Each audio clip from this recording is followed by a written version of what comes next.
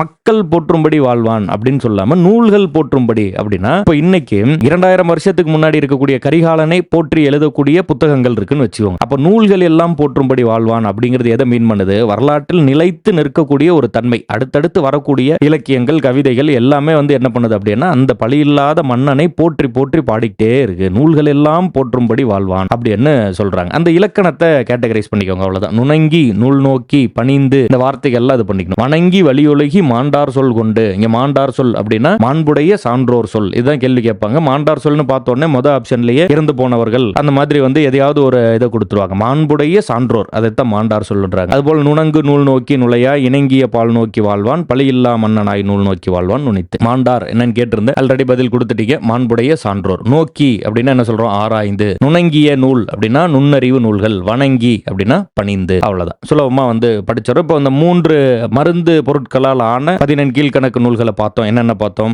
திரிகடுகம், சிறுபஞ்ச மூலம், ஏலாதி. திரிகடுகம், சிறுபஞ்ச மூலம், ஏலாதி. 3ஐயும் பார்த்தோம். ரொம்ப சிம்பிளா தான் இருக்கு. அப்படியே டக்கு டக்கு டக்கு டக்கு டக்குன்னு படிச்சுட்டு வந்துட்டோம். அதை அப்படியே ஒரு முறைக்கு 2 முறை ரிவைஸ் பண்ணி நல்லா மைண்ட்ல போட்டு வச்சுக்கோங்க. அது அவ்வளவுதான். அதோட நம்ம முடிச்சுக்கலாம். அந்த அளவுக்கு ஒரு முறை 2 முறை படிச்சுட்டு அந்த மேற்கோள்களை பார்த்துட்டு அதில் உள்ள ஆசிரியருக்கான சில குறிப்புகள், நூல் சார்ந்த சில எக்ஸ்ட்ரா குறிப்புகள், இது எல்லாத்தையும் படிச்சு வச்சுக்கிட்டீங்கன்னாவே அது முழுமையா முடிஞ்சு. அடுத்த நூல் என்னது? இன்னா 40. இன்னா 40ல பாருங்க, ஆசிரியர் பேரு சொல்லிவிடுங்க, ஆசிரியரோட காலம் சொல்லிவிடுங்க. ரொம்ப ரொம்ப இம்பார்ட்டன்ட். அடுத்து ஔவையார் படிக்கும் போதெல்லாம் இந்த காலம் ரொம்ப முக்கியமா படிப்போம். ஊர் பேரும் சொல்லிவிடுங்க. மரபு அந்தனர் மரபு. சரி, ஓகே. ஆசிரியர், காலம், ஊர், இது 3ம் சொல்லுங்க. புலனழுக்கற்ற அந்தநாளன் என்று புகழப்படுபவர் கபிலன். புலனழுக்கற்ற அந்தநாளன், புலனழுக்கற்ற புலன்களினால் ஏற்படக்கூடிய அந்த அழுக்கு இல்லாத நபர் அப்படின்னு சொல்றாரு இல்லையா? புலனழுக்கற்ற அந்தநாளன் என்று புகழப்படுபவர் கபிலர். அப்ப ஆசிரியர் பேர் வந்துருச்சா இல்லையா? புலனழுக்கற்ற அந்தநாளன் என்று புகழப்படுபவர் யாரு? கபிலர். கபிலர் எந்த காலத்தை சேர்ந்தவராக இருக்காரு? 12ஆம் நூற்றாண்டு. அடுத்தது வள்ளல் பாரியின் அவைக்கள புலவராக